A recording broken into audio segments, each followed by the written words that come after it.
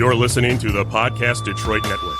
Visit www.podcastdetroit.com for more information. 1935, the Lions win the NFL championship. The Detroit Tigers take the World Series. The Red Wings bring home Lord Stanley's Cup. Joe Louis begins his rise to world domination. This transforms the Motor City into Detroit, City of Champions. Oh, the crack of the bat, and we are off. It is Detroit, City of Champions, 1935 year, a trilogy of books and a screenplay. And I'm telling you, man, this movie, I want a bag of popcorn to watch this thing right now. Me too. I just want to get into it and watch it.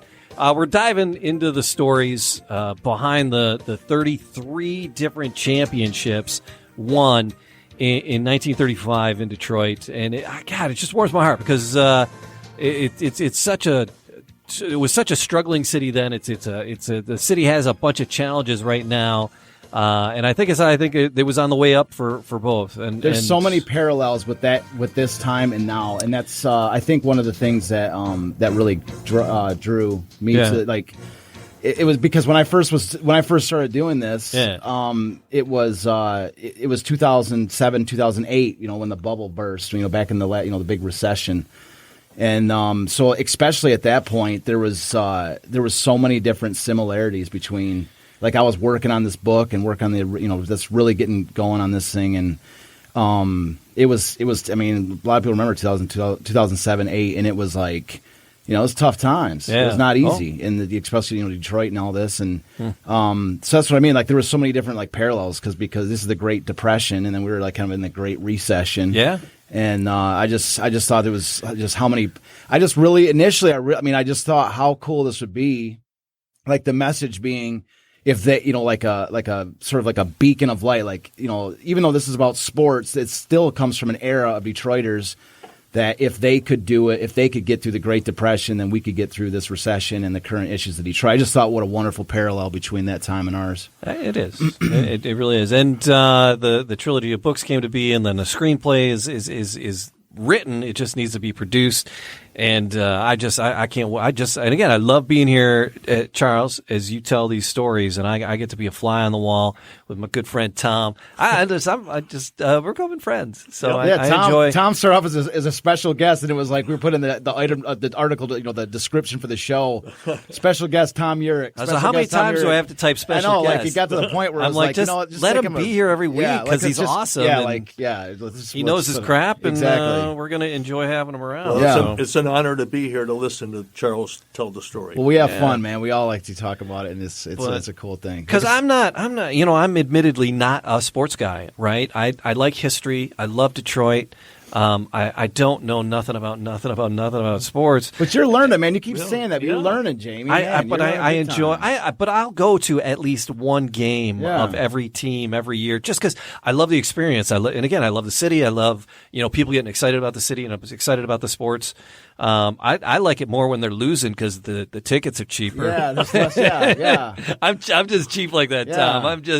I'm a high school teacher, man. I'm working on a budget here. If they're losing, I get them $5 Bleacher Creature tickets, and I'm good. Yeah, I remember the Bleacher Creatures. I was young, and I knew about it. I never got to go. We would go with the Altar Boys and the Cub Scouts. We would get on a bus and go downtown to Briggs Stadium, Tiger Stadium. That brings back memories to me because I used to go to the bleachers get the doubleheader for 50 cents. All right, up in the center field bleachers. I'm from Kalamazoo, so we would come out from Kalamazoo to go to a Tiger game. Yeah.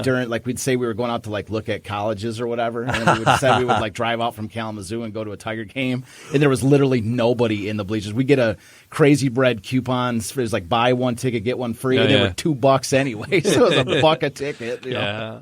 And so talking about the teams, of course we've gone through a bit with the Tigers and we've gone through a bit with the Lions, and now we're working our way through the Red Wings. We're looking at the roster from 1935 because there were changes in 1935, and we talked about some guys last week. Where are we heading to this week? Yeah, What's so going just sort of a refresh of where we're at this exact moment. We've already gone through the history of the NHL. We've talked about Jack Adams, how he was just a tremendous player. Yeah. We worked our way through how he beat the Detroit hockey franchise's second year in existence. He became their guiding hand, their coach and general manager, and he's still a young guy at this point. I mean, he'd retired from hockey, but he's still a young guy, and so he starts laying down the foundation for this team. His very first year, he starts the Detroit Olympics, which is a minor league club, and they play at Olympia Stadium. And then year after year, he's finding peace, one guy at a time. He's building his franchise, and he's identifying, one star. Each year, it seemed like he'd found one more star. Right. And so, and then of course we talked about how when the Great Depression hit, the stock market crash and everything, the fortunes of the Detroit hockey franchise absolutely plummeted. From the Cougars to the Falcons, and then the franchise was just literally on its last. Like the team was being managed or they were owned by the bankers who own the rights to the team. They were in bankruptcy, and that was Jack Adams' bosses were the actual bankers who were managing the team through receivership. And then along comes the hero, James Norris, this fabulously wealthy, diehard hockey fan with a grudge against Frederick McLaughlin from the Blackhawks, and to wage his on ice war with McLaughlin, Blackhawks with the newly named Detroit Red Wings, which is he's the guy that brought that name to the team. And so in their first couple of years, their fortunes certainly increased. Norris started putting money into the team, and in their second year of Norris ownership, the Red Wings go to their first Stanley Cup Finals, and they lose to the Blackhawks. Like I say, this rivalry with the Blackhawks is growing over the years, and then the following year, the year after their first Stanley Cup appearance, the Red Wings, which is this, we're talking about 1934-35, and the Red Wings have an absolutely awful season. And so we've already talked about the idea that we've certainly talked about it at length, how the Tigers and Lions were having this incredible year. And at this exact same moment that these other two teams are playing fantastic, the Red Wings are just the nobodies. I mean, there's very little information on them. They may cover the game and tell you what happened, but you've got barrels of ink being used to cover the Tigers, maybe coffee mugs full of ink to cover the Lions because they're far less incredibly underreported at this moment, and then spoonfuls of ink to cover the Red Wings at this point. And the Red Wings knew that Adams and Norris, they had to have known. I don't have anything for them saying, "Oh, we knew that we had to do it now." But but the writing was on the wall that this was that Detroit was experiencing this sports renaissance, and if they were not part of it, if they were the only team that did not win, then they would be left behind, and those spoonfuls of ink would become thimbles full, if anything at all.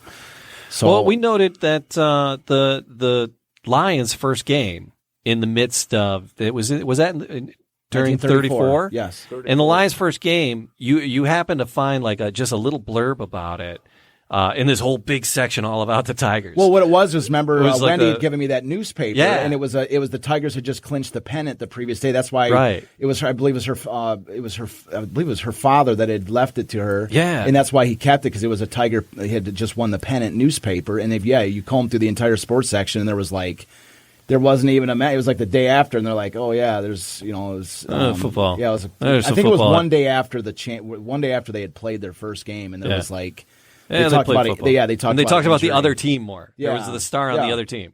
Exactly, that's what I mean. Like the Tigers were the dominant coverage at this moment, and so that's what I'm saying. Anything that the Red Wings did get was, especially when they're having this awful year, they're for all intents and purposes, the Red Wings are irrelevant at this moment. So if they didn't do it, it wasn't going to happen. Exactly, and so even though there's no documented necessarily evidence where it says if Jack Adams and Jim Norris saying, well, we need to win now.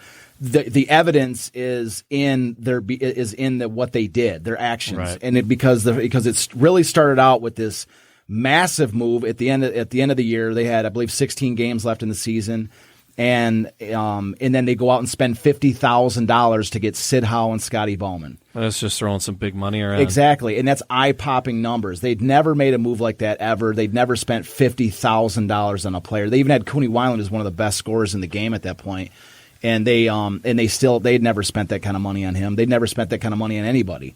And so to make a move like that, and especially the players that they got back. We'd already talked about Sid Howe.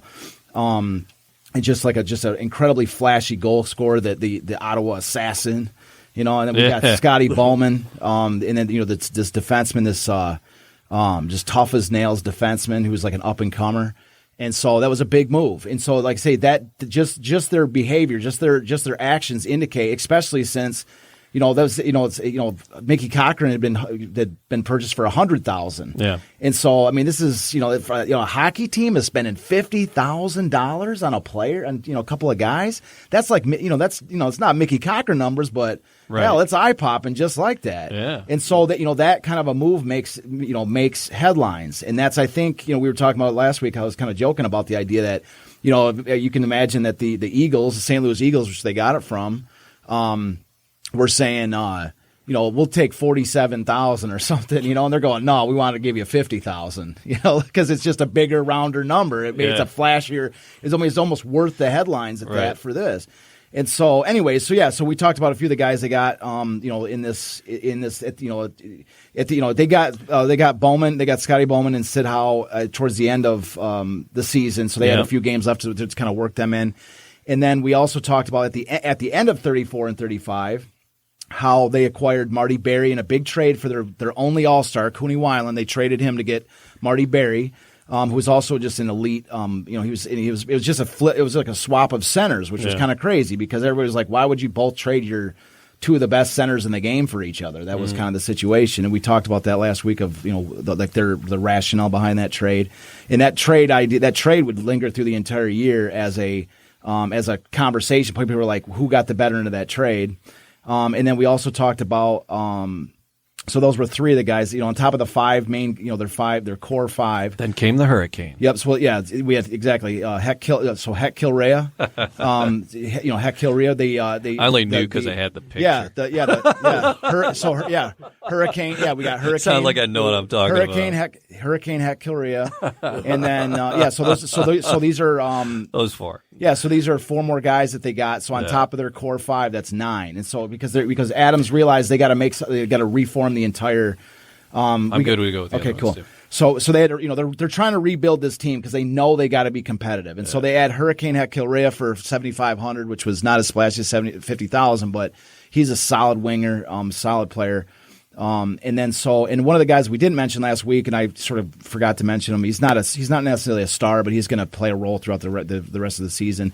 His name was Pete Kelly, and they got Pete Kelly in the. We mentioned how the St. Louis Eagles had a dispersal draft, and there was a little bit of controversy over the idea because the Eagles had sold Scotty Bowman and Sid Howe, and then like a couple months later, there's the dispersal draft, and all these other teams are like, "Hey, we could have got those guys for free in the dispersal draft, and then you guys made a deal to sell them and buy them from." They, especially McLaughlin was annoyed by that. More millionaires getting mad at each other. Yeah. So anyway, so in that dispersal draft, the Red Wings got a guy named Carl Voss. And then so they I believe I have to take another look, but I believe he had played with them previously, and they kind of knew what they were getting with him. And so they went with they traded him after the during this dispersal draft at these winter meetings they traded him for Pete Kelly. That's how Pete Kelly arrives with the Red Wings. Is he was actually the selection of the New York Americans. And then he is traded for Carl Voss. That's how he arrives with the Red Wings. So there's actually that fifth guy that they've acquired. So they've got like sort of their core 10 at this point that they're going in the league with. Now this is where we're going into for today's episode. Yeah. And we're going with today's episode is like this is going to be. I love this stuff. I can't wait because today we're talking about three of these other guys that they got, which are going to be absolutely huge contributors to the rest of the season. And the understanding these three players is necessary to understand the fact that the Detroit Olympics, the minor league team. Mm-hmm. So as we mentioned last week, and I'm going to say it again today to launch this story off, is that the Detroit Olympics actually. So the Detroit Olympics, and so while the Red Wings were terrible in 1934-35, the Detroit Olympics won their championship. They won the IHL championship, which is symbolized with the Teddy Oak Trophy. So they won the Teddy Oak Trophy, the symbol of 1934-35 IHL hockey supremacy. Okay, so while the parent club was awful, the minor league team are great. Yeah. They win the championship. And 3 of their core guys, there's a lot of guys that we're going to cover. There's no way to cover them all these guys today, nor is it necessarily essential for the story we're telling now. But we will get to them, and because there's some great players on that team. There's some really great players and some stories that spin off into all these other directions. But for today, we're going to focus on 3 guys. And the first of which is the goalie, Normie Smith, the goalie of the 1934-35 Olympics. And you can see the picture we have on the screen. I've got a photo. The photos I got, I've got some of the greatest photos that you can imagine for Normie Smith. If every once in a while you see, say, he's one of the guys very rarely that gets if you see him, a picture of him maybe somewhere or another. The picture you normally see is the one at the bottom of the screen that we have. That I have on this here. Actually, I colorize it. Usually it's in black and white. And okay. I said in my books, I'm not using the same pictures that anybody else has used in their books. I'm not doing that. Right? And so this picture is seen out there in other books. At least this picture with him wearing a baseball cap. But the picture that I have, it was hand colorized by a friend of mine named Dennis Garashia. So that is not, so it's the same, it's a picture that's been seen, but we colorized it. So it's a different, so technically it's a different one shot. better. Yes, it's we like turning it up to 11. Like I said, I'm not using exactly, take it up to 11. I love that. That's the greatest analogy. I use that too. I love that. We took that picture up to an 11. Yeah, so anyways, but the picture at the top of the screen that we have, one is a picture of Normie Smith, an incredibly rare photo. It's got, in fact, this picture, if you could really look close enough, in the bottom right-hand corner, it says, it's actually written on the photo, 1935 Olympics. This is Normie Smith wearing an Olympics jersey. And why this is how rare this is that this comes out of Normie Smith's own photo album. Oh, okay. I met his daughter Norma Smith, and if she's listening, she's a friend of mine on Facebook, and just an absolute, just totally, just a total, just so nice, incredible. Just an absolute, just so nice for this. She was so nice to let me. I mean, like I talked to her. I forgot how I met her. If it was a friend of a friend, but she might have even been friends with Gary Bowman, who had met also somehow from somewhere. But anyways, she was just, I tell her I'm trying to do this book, and I'm looking for photos and stuff, and she's like, come on over. I was like in her house for I just met her brand new, and I'm in her house for like 4 or 5 hours scanning, her dad's scrapbooks, photo albums. And Normie Smith, I just want to say this, his collection of Red Wings, he kept every single article for 6-7 years of his hockey career. He kept, the scrapbooks are amazing. It was literally a chronology of every single game. And she still has all that? It's a family treasure? Yeah. That's amazing. It's a fan. So she's like, here, this is his album. She brings, I'm thinking he's got, she's got a couple of scrapbooks, Yeah. And she's got an encyclopedia. Oh my God. Like a Red Wings 1930s encyclopedia. I'm like, oh my God, where do I even start with this, Yeah. And so I just was doing the best I could to read and scan and do what I could, and she had a lot of original photos and stuff. And this is a photo out of Normie Smith's own collection, and he's actually written on the photo, 1935 Olympics. Right? That's just the coolest thing. It's like written in his own handwriting and stuff. So anyways, so I've got a picture, what we got here is a picture of Normie Smith on the Olympics, and there's so many other great photos. When I was putting these slides together, I was like torn, because I've got, he had photos of his entire career. He had photos of himself with the Quebec Beavers. Oh, wow. He had photos of himself with every team. There's photos of him on a Pee-wee midget team, from 1916. So, and they were all he's a goalie in all these different shots, and they're just super clear, high resolution. I'm like, so they're all on the books. That is a great shot. So I've got a special section, and it's the Normie Smith's teams. And what it was I think I've got 8 different photos. He's got 8 different teams, and it's just every different team of Normie Smith that he had played with. And I'll give you a quick rundown here. I actually got them written down.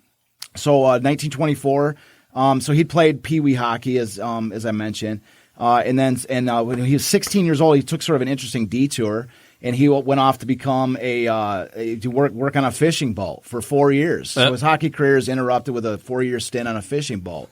And so it was, according to legend, and this is where legend starts Was it to the meet. Black Pearl by any chance? It was not that, but No? maybe something a little bit more interesting. Did he run like this? But I think maybe something even potentially more interesting. Okay. Because according to legend, and I've got the legend, the article in the book, right, is that he learned his excellence as a goalie increased. It became better because he was using a spear to fish. So his hand-eye coordination, his spear fishing, became he learned he's learning how to be, his goalie skills improved, kind of like Miyagi and Karate Kid, where it's like paint defense and stuff. God. Maybe he went out to become a fisherman and with the spear fishing, simply to improve his goalie skills. That's my theory. That's it. I like that story. It's a theory, right? So I like that story. I mean, it's in print that's what that he actually gives some credit to his spearfishing as improving his goalie skills. I thought you were going to say the balance and being on the boat and his balance. But who's that? Who's to say that wasn't part of it too? But he actually gives credit in an article where he talks about the spearfishing and how it improved his goalie skills. And that's one of the questions I wonder is did he go off to sea for 4 years just to because that's the level of the goalie he wanted to become. But that's a matter of conjecture. I like that. That's a hypothesis. I'm going with that story. Okay, good. It. Okay, that's the story I'm going to tell people. Yeah. So he's gone for 4 years and he comes back and he joins up. So he joins a semi-pro team called Adams Furniture in 1929-30. And then from there, he must have played pretty well because, from there, the Montreal Maroons, which is literally at this point, the Montreal Maroons is just one of the most proudest organizations that there was. Montreal Maroons are just an absolutely just legendary organization at this point. So the Montreal Maroons, the Montreal Maroons sign him, but he gets sent to their minor league team, which is the Windsor Bulldogs. So in this year, 1930-31, he wins the IHL. He's the goalie for their team, and they win the IHL championship, which is the minor league championship that year. All right. So, 1931-32, which is the following year, he's promoted by the Maroons. But he is injured in a freak collision with Howie Morenz. Howie Morenz's name, Howie Morenz is one of the best, if not the best goal scorers in the NHL. And he has a collision with him and gets mangled up. The following year, he returns to Windsor, as a minor leaguer for the Maroons to kind of build back after this injury. And it's there that he begins to wear, which it becomes his signature thing, which is in this photo, as you see, a baseball hat. So Normie Smith, like you see in this photo here, anytime you see a goalie wearing a baseball hat and he's a Red Wings guy, it's Normie Smith, because that was like his signature look. He's sporting a baseball cap in goal. Okay. Yeah. And the reason why he wore this baseball cap was because the glare from the overhead lights would get into his eyes, or, this helped him shade the glare from the lights. So he sported a baseball hat. So, like, from this point on, you're gonna pretty much every photo you're gonna see with Normie Smith. The one up in the top right corner, that was like I believe that's an early photo, because pretty much every photo you're ever gonna see is him wearing a baseball hat. So that's 32-33, and 33-34 he's signed by the Quebec Beavers, which is outside they're not part of the IHL. They're sort of like they're another minor league. I want to say they're a little bit less as much of a big deal as the IHL. But so he's signed by the Quebec Beavers, and again, I got this great photo. I wanted to show it so bad. The jersey is so cool. It's got a Q with a beaver on it, where it's like sitting on the Q. It's like it's the coolest jersey. And then in 34-35, he is signed by the St. Louis Eagles. There's this team again, the Eagles, and so from there he is traded to the Red Wings for a guy named Burr Williams, who was actually Burr Williams is interesting because he's like kind of like this weird trade fodder. Like he seems like always, like whenever there's a trade, like you always are like, this guy was traded for Burr Williams. And then there's like another team that's talking on like Burr Williams and this other guy were part of the deal. Like it's like he's always like trade bait. He's like, I think he was a good player. Yeah. But they're always using him like, hey man, we need another defenseman. Get us Burr Williams. We'll trade him for whoever, like. So he was always getting passed around. Like he played for the Red Wing, for the minor league, the Olympics at least 2 times, because he Burr Williams ends up coming back at one point. So anyways, so he's traded for Burr Williams, and so Normie Smith comes to the Red Wings, and then he's sent to the Olympics for the 1934-35 season, where he becomes the goalie for that championship team, and he finishes the season with a 2.00 goals against average, which is about as good as you're going to get. So he was he has a great year with the Red Wings, and this is so to refresh our listener and viewers' memory. Jack Adams had this belief that a good goalie was 60% of the game. It was 60% of a team. That was like a good goalie was just absolutely essential. And so Adams had caught lightning in a bottle 2 years in a row. Right. The two years previous, they had found John Ross Roach, who took the team to their first playoff. He was the first Red Wings goalie, John Ross Roach, and he had a great year in his first year with the Red Wings. They won their first playoff series. And then the following year, if you remember the previous episode, Wilf Cued was this wonderkind in 1933-34, who took him all the way to the Stanley Cup Finals. But Wilf Cued was on loan from Montreal. So this is the year 34-35 in which Wilf Cued is no longer on the Red Wings. So they had basically, they borrowed a player that was looked at as a third. He was a young goalie. And then he blew up with the Red Wings. Now Montreal wants him back. Now he's Montreal's goalie. And so the Red Wings are sort of in this spot again. And so they try to bring back John Ross Roach, and Roach has a terrible year in 34-35, which is one of the catalysts, kind of vindicating Adams' belief that a good goalie is 60% of the team, because Roach didn't have a very good year.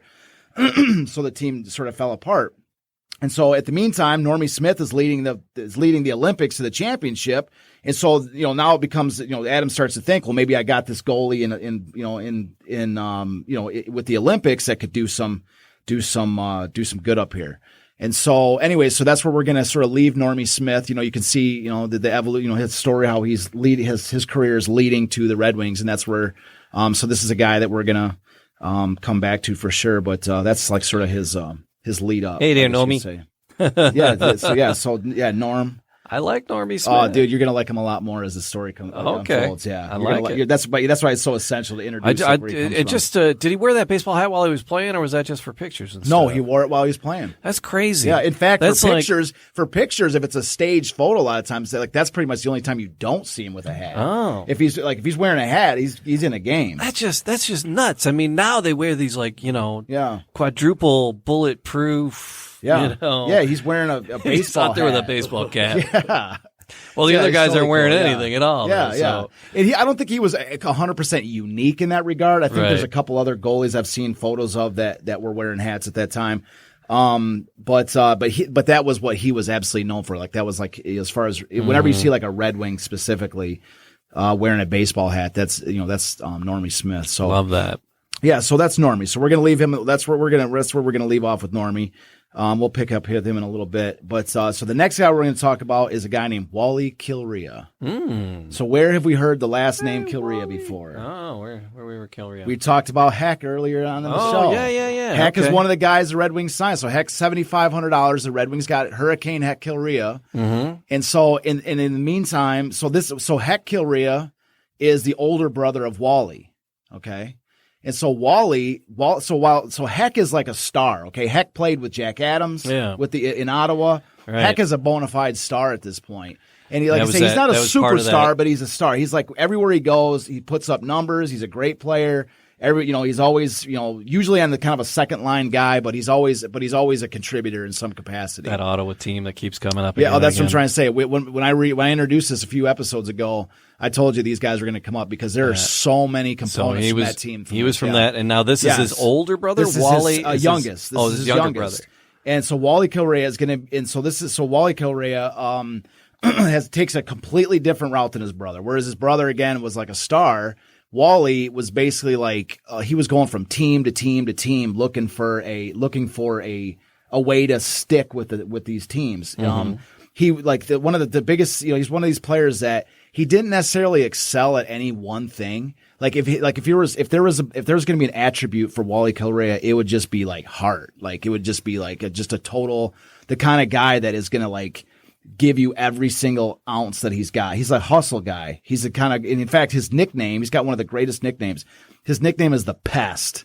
His nickname is Wally the Pest Kilrea. That's a good name in hockey. Yeah, so he's the pest. So he's great on offense. He's great on. I mean, he's good on offense. He basically can do everything good, but he's not particularly great at anything. But what takes his game up to the next level is the fact that he's just like he hustles. Like he's just not. He's like a nonstop motor. He's just got this determination to hang in. And he's coming up from the Olympics as well. Yes, so just a quick summary of Wally. So Wally ends up playing for 5 years with Sid Howe on 5 different teams. Oh, wow. It's crazy because Wally in his youth, Wally for most of his, since his youth, had a banged up nose. He had a banged up nose, and Sid Howe had banged up his nose when they were kids on some amateur rink somewhere, and so his nose was like permanently altered from something Sid had done to him, and so he ended up, the crazy thing is how they both were on. He's played 5 years with Sid Howe on 5 different teams. So everywhere they went, isn't it cool? And that doesn't even count like the amateurs. They don't even count their years in the amateurs together. And so anyway, the photo we have on the screen is a picture of Wally with the Olympics jersey on and one with the Red Wings jersey. That's from the same year, because he was on both teams, as we're going to find out. So Ottawa, so he starts out his career with Ottawa, and he's on the same team as Sid Howe, 1929-30 with Ottawa. He goes over the same thing, follows Sid Howe over when the Ottawa temporarily suspends operations, and he goes to Philadelphia Quakers from the 1930-31 season. So he's part of the same team with Sid Howe as one of the worst team in NHL history. They only win 6 games. And then 31-32, he goes to New York Americans. Then he goes to Ottawa. He finishes up the season with the Maroons in 32-33. So he's like on 2 different teams, Ottawa and the Maroons in 32-33. And then in 34, he ends up on the Olympics. So he's on the Detroit Olympics in 34-35. And so he's back sort of in the minor leagues. So he's been in the NHL for a good number of years, but again, he's never really been a star. And I think at this point, he's just looking for an opportunity. And he lands up on the Olympics with a chance to, basically play full-time minutes and get a chance to play. And so Wally, he takes full advantage of his play. And so he ends up becoming the captain of the Olympics. Oh, like he's like this heart and hustle guy, and he just becomes like this captain of this Olympics. He's got that All-American look there and that Olympics jersey. Totally. He looks like he's one of the junior Avengers. Yeah, and he's this is the type of guy that had to learn to basically play all the positions. He was a forward. Could play center, left wing, right wing, and he's just could wherever they needed him. He's he could play wherever, and he's in whatever sort of situation you needed him, he'd be there. But you brought up a photo on there, Jamie. You can slide back down on that. So this is a photo of this is when Wally was in the minor leagues with the Olympics, and I was so happy to see this photo because I read there was an article that accompanies this photo, and I read this article, and then there was a photo, and what it is you can see in this picture if you can see it. What's so great is that Wally is this short little 5'6" guy, and he is just pounding this guy who's like 6'3". I mean, look at the difference in size. It's kind of a grainy photo, but you can see he's stretching his arms up over his head to hit this guy in the face. Like it's literally a David and Goliath fight, and David is socking this guy in the face. I mean, you see this shot. He's got his legs braced and everything, man. He is impacting this guy, and the guy is hitting is Eric Pettinger. Eric Pettinger was played with numerous. He was basically a career minor leaguer, but he was always one of the he was always one of those tough guy grinder. He was like sort of an enforcer / kind of scorer. Like he was a tough guy, and he was a brother of a guy that Wally would eventually play with. Another Pettinger, Gord Pettinger Gord Pettinger played for. He's going to have a storyline of his own, but he bounced between the Olympics and the Red Wings, and we're going to talk about him when we start talking about the season itself. But so this is Gord Pettinger's brother Eric, and Wally is just pounding this guy, dude. He's going to town with him. I love it. And so and one of the things too, I didn't have a picture of it on this, but one of the cool things to add a little extra interest to this particular fight, that's what I'm saying, like this one little fight was like a whole story into itself because everybody in the crowd was amazed that little Wally was taking it to Eric Pettinger, who's one of the tough guys in the minor leagues, just pound on him. But everybody was interested, especially a special guest on that particular evening, a Mr. Joe Louis was in the audience that night, nice, watching this. And they actually look. I got a quote from this. It's actually kind of on the spot. I got to dig it out real quick. Yeah. I got a quote from Joe Louis on this fight with this. Yeah. So it says, see that reach and it says, take that to the ring, man. Look right here. Sitting back of Wally Kilrea and Eric Pettinger at Olympia the other night was Joe Louis. Standing up, he looked at little Kilrea and the husky Pettinger as much as say, "What the hell?" He was trying to figure out with what Kilrea smacked down the Londoner in that fight on the ice. So Joe Louis watched Wally pound this guy. He's like, damn. I need some of those skills. Like, how cool is that Joe Louis was there that night to watch? Yeah, it gives you a thumbs up on your fight. Yeah. So as you can see, you can imagine, like, I'm reading about this on a microfilm screen, and I'm like, dude, this fight was awesome. Joe Louis, and then and then I flip the microfilm page, and there's the picture of him socking Eric Pettinger. I go, oh my God, there's a photo of it. Because they were good at they were good at what they did. They're actually like, oh, and by the way, here's the photo of the actual impact of the fight. Somebody was not sleeping during this moment of the game. So anyway, so that kind of shows you, it kind of shows you the kind of guy he was, and he became the captain of the team, and he was the kind of guy that he could just do a little bit of everything. He was good at just doing everything. He was a pest. He would keep the puck away from other players. He would annoy other guys. He would do whatever, and he's gonna play He's going to, for most of the season, he's going to be kind of he's just going to be, there's so many other stars that he actually is kind of in the background quite a bit, but he's going to shine. He's going to be one of the key contributors down the stretch for the Red Wings championship. And so I just spoiled the whole show. Did I say what they ended up doing? Spoiler alert. Spoiler alert. You can't say what's going to happen at the end of the story. But anyways, no, he's going to play just a huge role, and Adams is going to single him out as one of his top 10 performers. Nice. Like moments of the entire finals and everything. So anyways, that's Wally. We're going to leave him there leave him there too. So now we're going to get to my guy. This is the guy that I don't even think you guys understand how excited I am to talk about this guy right here. This guy, I already said it before. I said Ebby Goodfellow is my favorite Red Wing from this era. He's my favorite, like pound for pound, year in, year out Red Wing. But Bucko McDonald is my favorite from the 1935 season. Mm-hmm. I don't think you guys understand, how much I revere this player. He is it's tough for me to say, he's not my favorite player, because he totally is my favorite player, but he's, my favorite, 35 guy. But overall, Ebby is, but Bucko McDonald is just the greatest guy, man. I love this guy. So anyways, Bucko McDonald, just to kind of intro into his story, so Bucko McDonald was a Hall of Fame Canadian lacrosse player. Oh, okay, that's her national game. Yeah, he is a Hall of Fame Canadian lacrosse player. This guy is 20 years old when he first check this out. So he's already I'll set it up. Eventually he will get inducted in the Canadian Lacrosse Hall of Fame. There's also the Ontario Lacrosse Federation named an award after him, which is the highest scoring player gets the Bucko McDonald Trophy. Okay, that's still around to this day. Oh, wow, okay. Okay. He would end up becoming a politician. He'd end up teaching Bobby Orr, converted him into from a just a pure defensive a player into an offense. He taught him how to be an offensive defenseman. Bobby Orr, he was Bobby Orr's teacher. So Bucko McDonald had this incredible career. But he's only 20 years old.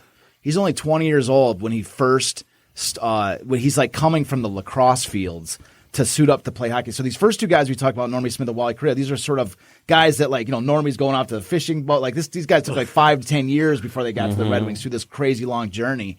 But Bucko is 20 years old. He's a young buck. He's totally young. And anyways, Bucko, he makes his bones in lacrosse. And so these other guys are all playing hockey, everything. His first hockey he's ever played is 1933-34 with the Buffalo Bisons. He gets signed to the Buffalo Bisons are the minor league team of the Toronto Maple Leafs. And Conn Smythe signs him because he's just this wonderkin at lacrosse, and they're maybe his lacrosse skills can translate, because there was other guys in it. Lionel Conacher was a lacrosse player and ended up becoming a major, just this superstar hockey player. So there was other lacrosse players that had made that transition. They're thinking, maybe Bucko can do the same thing. And so they bring him to Buffalo. He has no chance to make the Maple Leafs. The Maple Leafs are like just a dynasty superstar team. And so they send him to their minor league team, which is Buffalo. And down in Buffalo, he only plays 3 games in his first year. What a waste. He only gets 3 games. And so he's like looking for a way. He's like, I want to play, I want to do this thing. So the Olympics pick him up. They traded like he was part of like a 4-player deal. Like he was basically a toss-in this 4-player deal. Okay. So when he comes to the Olympics, this is what's key to understand about him when he first arrived at the Olympics in 1934-35. He arrives at the Olympics and he has played a grand total of 3 hockey games of any significant at any significant level. Like he didn't follow this chain all the way up where he's like playing amateurs and then seniors and then goes through all these steps. This guy's played 3 games of hockey in his entire career at this point. Okay, but here's the thing: he's also a superstar lacrosse player, so he's got that going for him, right? Mm-hmm. And so anyway, I want to read. So when I wrote this Bucko chapter, this was a very special chapter for me because there was so much ink on Bucko McDonald. Okay, there was so many. This guy is the very definition of a fan favorite. These writers loved him so much. They loved him so much that this was a unique experience. I was able to write an entire chapter on a player, okay? An entire section, I called it. It was like maybe 30 pages, 20-something pages long. And I didn't say a single thing the entire section. All I did was say the date and the sort of the circumstances of which the quote was appeared. And I didn't say anything. I said right from the beginning of the chapter of his section, I said, there were so many articles on Bucko McDonald from this year that a rare opportunity exists that I could actually step back and let the writers of the time tell the story. Almost like cobbled together as like a book. You know what I mean? Like I cobbled together their writings to assemble like a book of Bucko McDonald from 1935. And when I was done, it was it was actually kind of hard when I started doing it. I was like, because you have to attach stuff, you have to. So there was like I limited myself to max 2 sentences to connect any article, and I did it. I was so proud of myself when I was done with it because it's the only section in all 3 books that the writers do all the talking. I don't say a single thing. Nice. And so I actually say in there I'm going to turn it over to them now, and just like I said in the book, I'm going to turn it over now to this because I want to introduce the sort of the first. The beginning of what I did with this because this writer introduces Bucko so well. Does it start with is this one of the first pieces of ink on him? Yeah, this is one of the first piece of ink on him and also that I used in this book on him. This is like the introduction to Bucko. And I love this because it really talks about his personality. Okay. This just shows you and it kind of gives you a reason why everybody loved him. All right, what is it? And that's what I love about this is just, we got you sharing these things. Yeah. I love this part of it. Yeah. So anyway, here we go. What is it? 546. I love all these the Detroit Times. But I don't they're so remember. colorful when they're writing. They are so colorful. They're so. Just wait till you hear that. Okay, so it's a little bit of a long quote, but just sit back, relax. If you got a drink, pour one off. Right? I've got a drink. I'm gonna take a sip of mine just to get into the mood. Get into the moment. Here we go. Cheers. All right. So, anyways, this is a Bob Murphy interview with Bucko McDonald, and this is at this point of his section is where I stopped talking one sentence before, and then from this point on, the rest of the section is all the writers of this time. So this is the first one I used. All right. So here we go. This is Bob Murphy interview with Bucko McDonald. All right. Sometimes when I look at myself in the mirror, confided Bucko, well, sir, I feel like just saying, Bucko, you are the luckiest devil I know. You get plenty of sleep, you've got good health, and more pep than the law allows. You like to dance and you like to sing. And yes, Bucko, you like to talk. The only thing you need, Bucko, is more people who will listen when you feel like talking. Bucko turned on a wide smile and roared with laughter as he completed that little discourse. With that, Bucko went right along telling me things about himself. In quick succession, he confided that automobiles are one of his weaknesses, that Eddie Goodfellow is his ideal of all that any hockey player should be, that he, Bucko, can square dance with the best of them, and that he started out in professional athletics as a lacrosse player at the age of 16. Bucko was questioned more closely about his square dancing. Must take it from my daddy, he said. Yes, I can sling those puppies in a square dance. We have mixed dancing up around Sandridge, both square and round, but I'm really at my best when they start swinging partners. So the next thing, heck must suffer. Bucko made the rafters in Charlie Jacobs' Olympia restaurant ring with laughter when his singing was mentioned. Ask Heck Kilrea, my roommate, about my singing, he said. I'm not a good singer, but it's one way of letting off steam. Heck's always kidding me about making up new lines for songs. I don't get around to memorizing words, but once I hear a tune, I make up my own lines. Pretty tough on Heck, I guess, but I've got to be doing something all the time. Some of us have more than our share of pep, and I'm one of them. So turned down by the Leafs. Bucko recalls with a great deal of delight that he first signed by Toronto, but that Connie Smythe couldn't see him as a prospect and sent him shuffling off to Buffalo. The Wings brought him to Buffalo, and actually this amazing young Bucko the Socko has been playing pro hockey less than 2 full seasons. Bucko's mother has seen him play hockey only once. I don't like for her to see me play, he said. She'd do a lot of worrying. The correspondent then had to chuckle that anyone should worry about Bucko the Socko not being able to take care of himself. Oh, you guys think I'm bloodthirsty because I sock him, he answered, but I'm really not. I've just found out a way to make him respect you is to let him have it when they least expect it. Most of the times when I get in a good lick is when the other fellow is off balance, and I've always hit him clean and always will hit him clean. So this is you get this like sense of who you're about to hear about, like this guy. Yeah. Like this guy is so cool. Like he's got the personality is just so awesome, man. He's like, I like the square dance and all this. He's just this, every single photo you will ever see Bucko in, he's smiling. This photo we have right here, he gets known because of he's got this appetite. Like this guy, so this is a real photo. When he went to eat dinner at this Hotel Statler, they brought him out this side of beef. He was just known for, it was a reputation that he actually started to try to live up to with outlandish displays of eating, because he was known for all this, for eating these 3 hamburgers at dinner and all this different stuff. And so in this picture I got right here, he's got this steak that is like something out of the Flintstones. I mean, the steak is ridiculous. It's like the size of his chest. It looks like an entire, a quarter of a side of beef. I mean, he's got this huge steak, and you can see how big it is because it's measured by these forks. The fork is like a pencil next to this thing. It's so small. But he's it was sort of a joke photo as a post photo, but it was a real thing. They actually did make him this massive steak.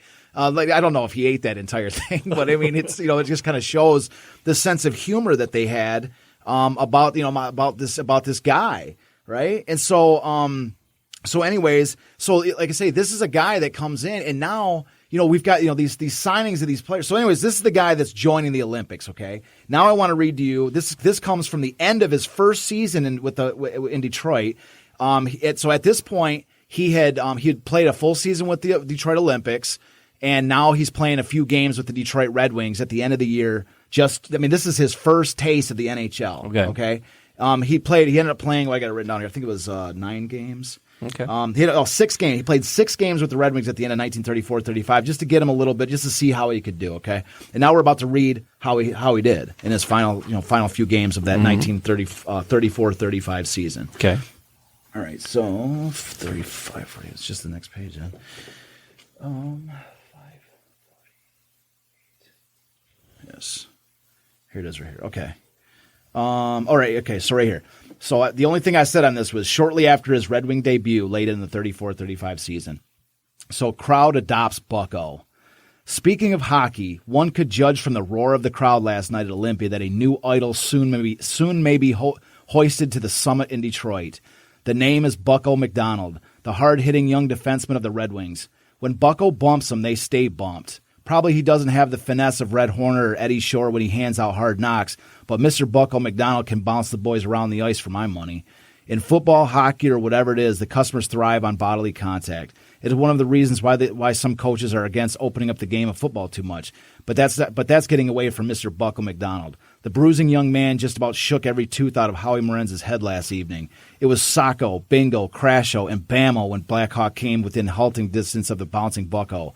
The crowd officially adopted Bucko last night. He is the fair-haired golden boy from this time on. Socko, Bucko, long may you wave. Don't tell me that's not somebody that loves this guy. Right. You know what I mean? Like that, and it goes on and on and on and on. And it's article after article after article about his entire story through the 1935 season. And there's ups and downs. There's a moment when he's the team's not playing great, Bucko's down, and Adams is furious at him saying you need to stop eating. You're putting on too much weight. Your causes us. You're going to eat your way out of the league, and everything's kind of down. And so Bucko's getting hammered by at first it was fun in games because he was eating all the time, and now it's you're a detriment to the team. Bucko, you need to stop living up to this reputation as this big. So it's you can see his his story throughout the season. It's fascinating, and he's there. I mean, he's this kind of guy that in the playoffs. He's kind of like a Darren McCarty type. If anybody's listening, remembers Darren McCarty during these big Stanley Cup runs, because Darren McCarty, Darren McCarty was not known really. He was known as as a hard hitter, an enforcer type, but he's also a skilled player. I mean, there's no doubt about it. Darren McCarty was awesome, but in the playoffs, he would seem to score more goals in the playoffs than he did all year long. And that's kind of how Bucko was. He would score I think he had 1 goal in 1934 with the minor leagues, and he had 2 goals in 35. But in the playoffs, he had 4 goals. He just totally it was he was on another gear. And so but he was this guy that was just always having fun no matter what he did. And at that type of player, the impact that a guy like this can have, you want to, it's almost this guy's just this big, he's like a big dumb kid, he's just this big, doesn't know any better, doesn't know that he's supposed to have had 6 years of hockey under his belt, and that there's all these different, techniques and stuff like this. He's just going out there skating and hitting people, and, every once in a great while scoring a goal, just having fun, And so anyways, he is just going to be one of the fascinations and the way that the season of 35 is going to end up, I guess I don't want to give that all away, but he's going to just to show you how good he's going to become. He is he finishes second in Rookie of the Year running in 35 behind only Mike Karakas of the Blackhawks goalie. So that's where I wanted to go with. These are the 3 guys that we have, and I wanted to introduce them because in 34-35 these guys these are minor leaguers. They're not Red Wings. No. These are guys that they don't even they don't know that Adams doesn't know that these 3 guys are the final pieces of the puzzle. He doesn't know that. Yeah. These guys are Bucko McDonald is a great there's another great quote here where they say he's as green he's green. But he's as green as green hickory. He's tough, yeah. He's as green as green hickory, he's and so but he like I say, these guys are just there's minor leaguers. And so, but what's interesting is that once again, the Olympics win this championship, and these are 3 of the big components of the reason why. And so at the end of the season, and this is really what I kind of wanted to leave off with today, was that so Adams we've already talked about the guys that Adams has acquired, and then he knows that he's got potentially some guys in the Olympics that might be able to help him. But at the end of the year, or going into the to the next season, they set up an intercity series between these guys, some of these newfound additions and everything, and the Olympics win this series. Okay, the Olympics win 2-1. What must Adams be thinking? They've just rebuilt this roster, spent all this money on these players in this scrappy group of Olympics, led by, keep in mind, his trainer from the Ottawa days, Donnie Hughes. Donnie Hughes, the trainer of that Ottawa team that Adams was on that won that Stanley Cup championship. And so Donnie Hughes is the coach of the Olympics, and this Olympics team beats the Red Wings. They win 2. There's a 3-game series. The O's win 2, and they tie 1. So they swept them. It wasn't just they won 1 game out of 3. They beat the heck out of them. Beat them ragged. So I'm Adams has got to be going hold on a second. I got an idea. Let's just take all of our Red Wings players, put them to the Olympics, and then bring the Olympics up to the majors, right? Let's just switch teams. Yeah. Because they just won, if this was a regular season, that's a great start to a season. You just won 2 straight or whatever. So, so Adams has got to be going, man, there's got to be some talent to mine out of this thing, right? And so that's what I'm saying. So that when you're looking, Adams is starting to go, what's the reason why? What's the reason why? Who are on this team that are these difference makers? And he's looking around. He's got, Heck Kilrea's younger brother down there, the captain of the team. He's got the goalie that took the team to the championship the previous year, and Normie Smith. And he's got this crazy kid that's like just having fun smashing his guys against the boards. Hulk like to smash. Yeah, like basically that's what you're dealing with here. So he's got this crazy kid with big ears. You call Bucko the Socko. We got the only guy ever that's got 2 nicknames is for a nickname. Bucko the Socko. Like Bucko is a nickname, and the Socko is a nickname based off the first nickname. So he's got this big eared crazy kid down here, and he's like. Let's give these guys a shot when this new season comes up, and as we're gonna find out, it's gonna gonna work out. Was there another picture that? The bottom picture that this this is the thing I want to show you. Let's show this real quick. The bottom of this Bucko McDonald picture. This is a picture of Wally and Bucko in this. Like that's just a little quick photo. It's nothing super important. I just thought it was kind of cool that they were both in the same photo together. So anyways, in the next shot, I had to bring this in. And I had to show this picture. This isn't really part of the story. One of your prized possessions? This is one of my prized possessions, yes. Okay. And I couldn't believe I found this, okay? So anyways, this is a photo of, there's a picture on the screen. It's a photo of Bucko McDonald, and he's wearing a New York Rangers jersey where he finished up his career. So he's a little bit older on in this photo, right? But in the inscription on this photo, I was on eBay. This is at a point where I'm scouring everywhere. I actually had to acquire game programs. Like I'd spend $500 on a game program just to get the information out of it for something, and then I would scan it and I would send it right back. I would sell it right back onto eBay or whatever, right? Because I didn't have any money when I was doing this book. Every single nickel I had went into this, and so anyways, I came. For the most part, everything I saw, I bought it, and then especially if it was expensive, I would sell it right back into the eBay. But this particular item, this was a luxury piece. This was something that I had to buy, and I was not selling, and I will never sell. And I had to. So what I did was it was tough to read the inscription on this photo. So what I did was I basically I took a screenshot, or I scanned it, and then I traced over it, and then moved the text off of the picture so you could see what the inscription is. And can anybody see what that says on the screen? Yeah, it says, "To my good friend Charlie." To my good friend Charlie, wishing you the best of everything. The only Bucko McDonald autograph I've ever seen on eBay was signed to my good friend Charlie. Again, my name's Charles. How do you not buy that? Charlie. Right? Some people call me Charlie. All right, like, I know he didn't sign it specifically to me, but if you're going to buy an autograph for your favorite guy, buy one that said it's inscribed with your name on it. Absolutely. So I was like, I think it was $50, and I was like. Man, $50, especially at that point, I was like, $50. That's a lot to buy something with, and then not doing. It's just going to be kind of like a, personal thing, memento or whatever. But I'm like, dude, this is coming with me, man. It's I signed it, Charlie, man. He signed it to me, through the years. So, of all the names in the world, it kind of ties in that newspaper. We told that newspaper story in one of the first few episodes. Of all the people that it could have been signed to. It's not like there's like 1,000 Bucko McDonald autographs, and I was like, oh, there's one for Harry and one for Luke and one for this. This is the only one on there. It's the only autograph on eBay, right? And it's to Charlie, and I'm like, that's coming with me. Take my money. Yeah, so I got that, and so I had to show this because it's like. I don't know. If it's fun. It's basically like show and tell. Yeah, it's like showing. So we were talking about Bucko McDonald, and this sits in my office, and it's like I've got so much stuff that's on the walls and on the shelves and stuff, but this is definitely in a prominent spot. So I scanned it, put it on the screen, and highlighted the signatures for everybody to see. So that's all I got for the day. Yeah. So we got any questions? So I know we got Tom coming up for his thing. Yeah. So. And by the way, I wanted to say something. If anybody's watching this, right, and there are people watching. I don't want to say if anybody's watching because there's tons of people. Yeah. There's so many people. Oh my God. We don't even know what to do. It's crazy, right? But anyways, any questions there are? If anybody has any questions, you want to write into the show.